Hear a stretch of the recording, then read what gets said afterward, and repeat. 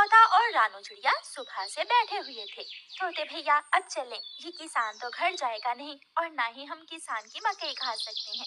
रानू चिड़िया, लेकिन वो कालू कौवा कैसे हर रोज किसान की मकई ले जाता है? वो कल भी मेरे सामने किसान की मकई खा रहा था। मैंने पूछा तो कहने लगा ये किसान के खेत से लाया हूँ। वो एक नंबर का चोर है, किसी न किसी तरह वो मकई चोरी करके ले जाता होगा। किसान खेत में काम कर रहा था और चिड़िया और तोता बिना मकई खाए ही जंगल वापस चले जाते हैं। हाँ भी तोते और चिड़िया, बताओ क्या आज तुमने किसान के खेत से मकई? हम तो सुबह से दोपहर तक पेड़ पर बैठे रहे, लेकिन वो किसान है कि घर गया ही नहीं और हम थक हार कर बिना मकई खाए ही जंगल लौट आए। मैं तो जा रहा हूँ, पेट भर मकई खाऊंगा भी और अपने साथ भी लेकर आऊंगा। कालू कौवा इंसानों की बस्ती की तरफ जाता है। ये खेत में जाकर किसान से कहता है, किसान किसान, तुम्हें तुम्हारी पत्नी घर बुला रही है, तुम्हारे घर में मेहमान आए हैं। अच्छा, तो मैं जल्दी से घर जाता हूँ। कौवे शुक्रिया जो तुमने मुझे बता दिया। किसान अपने घर चला जाता है और कौवा मजे मजे से किसान के खाने लगता है। नहीं, मैंने तो आपको नहीं बुलाया। क्या मेहमान नहीं आए थे? तो फिर उस काले कौवे ने मुझसे झूठ क्यों बोला? कौवा झूठा है, मैंने तो उसे नहीं भेजा। कौवा पेट भरकर मकई खाता है और कुछ मकई अपने साथ लेकर वापस जंगल लौट जाता है। कौवे कौवे, एक मकई का भुट्टा मुझे भी दे दो। ना ना, मैं तो मकई का भुट्टा किसी को नहीं दूंगा, बहुत मुश्किल से लाया हूँ मैं। कौवा चिड़िया के सामने बैठकर मकई का भुट्टा खा रहा था और चिड़िया के मुंह में पानी आ रहा था। दूसरे दिन कौवा फिर से किसान के खेत में जाता है और किसान से कहता है, किसान किसान, तुम्हारे घर से आया हूँ, तुम्हारे बेटे को तेज बुखार है, जल्दी से घर जाओ। कौवे की बात सुनकर किसान घबरा जाता है और कुछ सोचे बिना अपने घर भाग जाता है और कौवा मजे से मकई खाने लगता है। कहाँ है मेरा मुन्ना? मुन्ना तो बाहर खेलने गया हुआ है। मुन्ना ठीक है?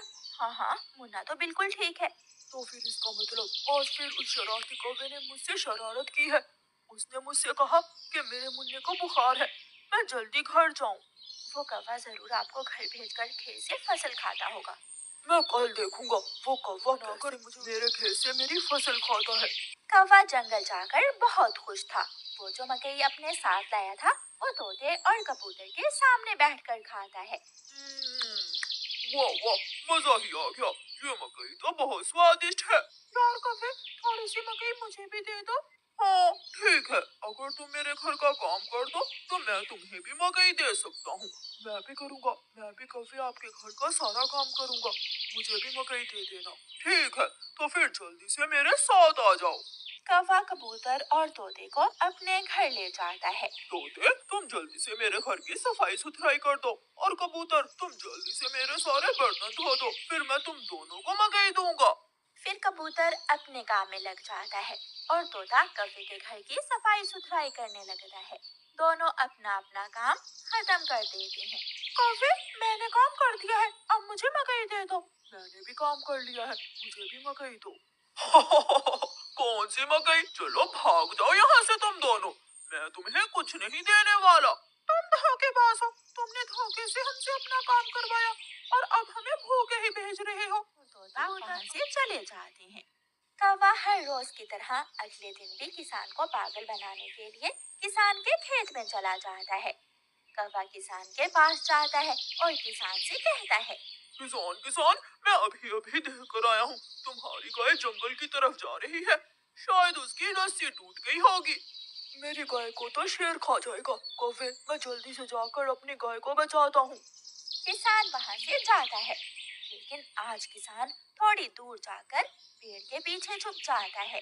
कौवा किसान के खेत में जाकर मकई खाने लगता है। तो ये कौवे का बच्चा इसलिए मुझे हर रोज किसी न किसी तरह खेत से भेज देता है।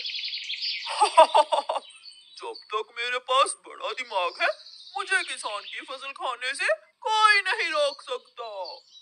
किसान के पास बंदूक थी। किसान और गोली सीधी जाकर कौवे की टांग पर लगती है। कौवा बहुत मुश्किल से वहाँ से भागता है, किसी न किसी तरह अपने जंगल वापस पहुँच जाता है। वो अपने घर के बाहर आकर गिर जाता है। हाय, मर गया, मर गया।